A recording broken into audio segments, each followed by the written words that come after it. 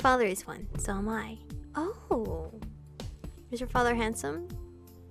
Not that I'm trying to get to him.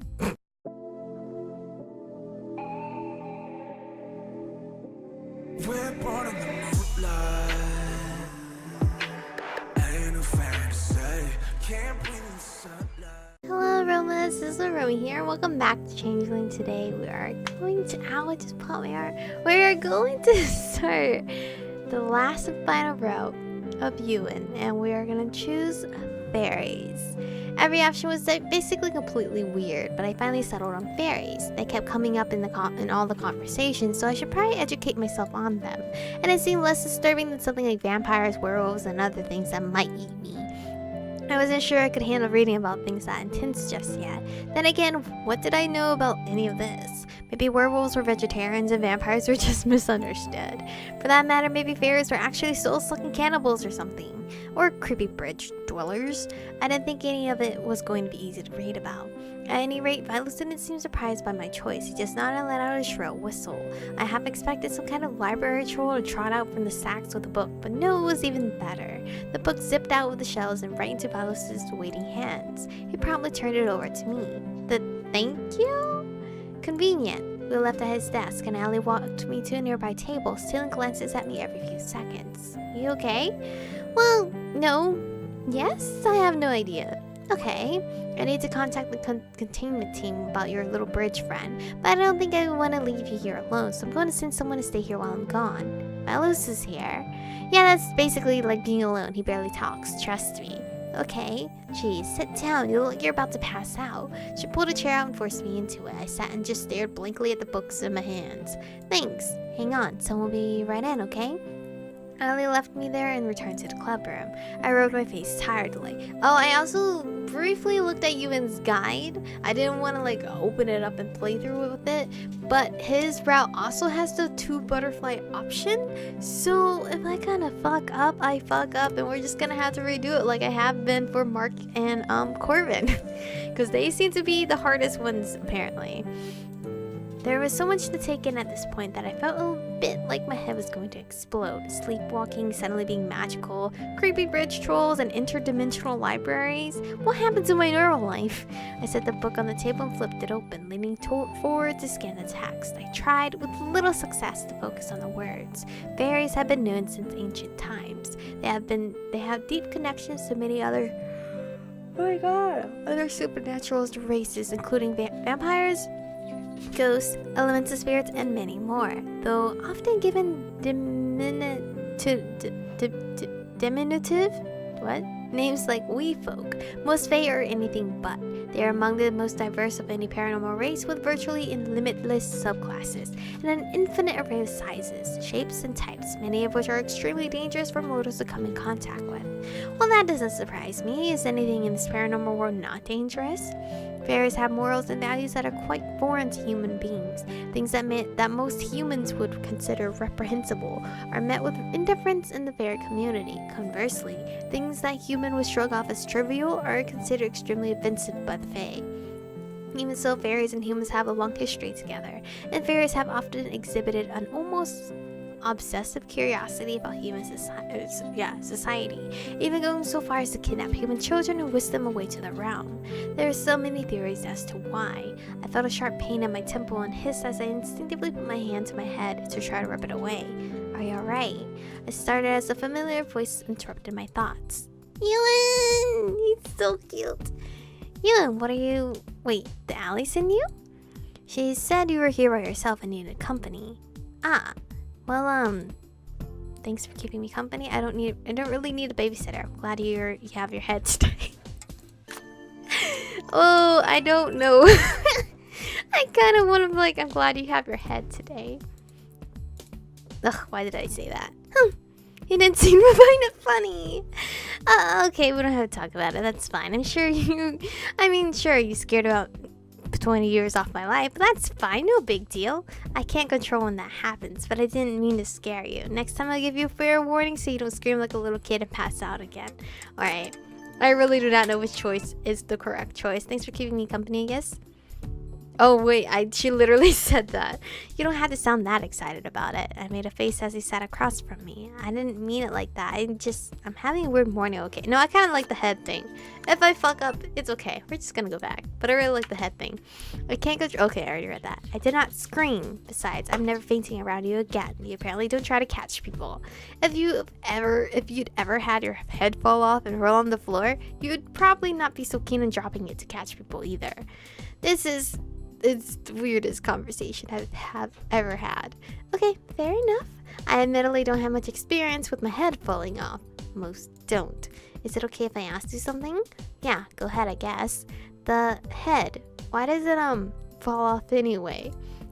I wondered if it was okay to ask that. Maybe it was private. I wasn't sure I'd want to talk about it if my head sometimes fell off. Ewan didn't seem too bothered by it, I guess. Ever heard of a Dullahan? I read about them, headless riders. Is that what you are? Shh! Sorry. I stared at Ewan as he sat across from me completely nonchalant. He was a headless horseman, basically. Or maybe they didn't ride horses anymore but motorcycles. My father is one, so am I. Oh. Is your father handsome? Not that I'm trying to get to him. I see. I didn't realize they could have children. What the fuck? Why not? I guess I really did have a lot to learn about this world. How many paranormal cryptics are there at the school? Ewan stared at me seriously for a long time before he crossed his arms and shifted his gaze to the side. There are quite a few beyond the ones you met yesterday. Danny Tazina, Elliot Damiani, William Lee. Shit, I can't pronounce his last name for the life of me. For Danny's. I don't know if you know any of them. Danny and Elliot live next door to me. Allie mentioned they were in the club. William is in my literature class. So they're like, what? Is it okay to ask that? Is that private? I have no idea about, etiquette and things. You should ask them if you really want to know. Not everyone is thrilled to be part of this world, so not everyone is comfortable talking about it.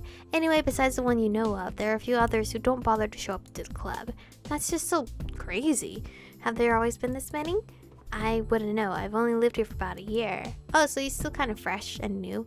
Oh, I just moved back here. He raised an eyebrow. I know that. Oh, I guess everyone knows that, don't they? I shifted uncomfortably and looked back at the book in front of me. I couldn't get a read on him. Sometimes he was so brusque. I don't know. Other times he showed evidence of an actual sense of humor. Did you really not know about any of this? Allie said, no. I didn't. Until yesterday, I thought it was completely normal. Really? There's never been any indication you weren't normal? No, I thought about what Allie said earlier, about the things Spencer and I used to see in the woods, the times I vanished, the sleepwalking, the things Spencer had said about me. I mean, I don't know. Maybe when I was little. People tell a lot of weird stories about you. Did you really have no idea? Listen here, Ewan. Are you believing these stories? That again. Look, it's easy to find a way to dismiss weird things if you don't happen to believe in the supernatural. If a little kid says that he sees something strange, people assume it's an imaginary friend, not a spirit. If a kid gets lost in the woods and shows up again unharmed and saying they don't remember what happened, people assume they got lucky, not that they're just a weird forest elf that knows the way of the woods. So yeah, weird things have happened to me. Was it all pointing to me being a cryptic? Maybe. How can I know if I just got lost and hit my head somewhere, or if I wandered off to a frolic with vampires? I don't have clear memories of any of these so-called weird things. Well, relax. I'm sorry if I upset you. I was just a little curious. I sighed and rubbed my forehead. I mean, I'm just doing the same thing. I'm just as curious, but I didn't trigger his emotions like he triggered my girl. That had probably been a little too much on my part. No, I'm sorry if I snapped at you. I'm just feeling a bit overwhelmed, and I think I have fewer answers than anyone else right now. You figure it out eventually. We all do. What about you? I mean, did you always know? He smiled bitterly and leaned forward, resting both elbows on the table as he looked down at the book in front of me. I always knew my father was Fae. He didn't see a reason to keep it from me. I see. So Dullahans were a type of Fae. I would guess that's what the book meant by subclasses. Hybrid children like me tend to be either more or less fully human or more or less fully Fae. You don't really get something in between from interbreeding. If they're born on this side, meaning in the human world versus the fairy world, the tendency is toward the children being human. If you turn out human, you might have a weird aura or even some natural magic, but that's about it. If you turn out Fae, then, well, you're Fae, with all that entails. I For a long time, I thought I was human. I had minor talent with magic, but no overtly vague traits. My parents cautioned me that vague traits could emerge suddenly. I didn't really take it seriously. The way he was talking gave me the feeling that the story wasn't going somewhere pleasant. Well, anyway, they're right. I'm sorry. You don't have to tell me this if you don't want. I shouldn't have asked. I could only imagine the issues that ensued when your head started falling off uncontrollably. It was so absurd, the whole thing. Yeah, like your head just magically falls off? What the fuck? I would freak the fuck out. But I knew firsthand that when the absurd was happening to you, it could also be scary, and probably painful too, if the look on his face was anything to go by. Ewan sighed and dragged a hand through his hair. It's fine. Anyway, the incident is why my family moved here. That's all there is to it, really. Hopefully things go better for you. I hope so too. So he's recently gotten it, cause he said he's only been here for a year. So is he still not unable to control that? The head falling off. Still, it was weird. He didn't look like a fairy, at least not what I imagined a fairy to look like. He still has pointy ears. Though if I really studied him, his ears did seem a bit pointy. I wondered why I hadn't noticed that before. Sorry I interrupted your reading. No, it's okay. I'm sorry if I made you talk about something unpleasant. He smiled slightly. I already said it's fine. Anyway, whatever happened with that brother? The other day you said he ditched you here. Oh, yeah, totally grounded. What's his deal anyway? He just hates me. Maybe he figured out I'm secretly a paranormal weirdo and it bothers him. I said it jokingly, but I was starting to think he really did know something was off about me all this time. Maybe I should ask him about it. Don't. I jumped, startled by him suddenly raising his voice. Shh! Sorry. Why am I saying sorry? You should be saying sorry. I didn't yell. I looked back at Ewan expectantly. He rubbed the back of his head. It's just that unless you come from a family like mine, it can be kind of tough revealing this kind of thing. Until you know more about your situation, you should stay quiet, especially if your relationship with your brother is already rocky. And if your parents know nothing about this, they'll just think you're crazy if you can't prove your story. That's probably true. Given some of the weird things I'd done in the past, it probably wasn't wise to give them anything to worry about.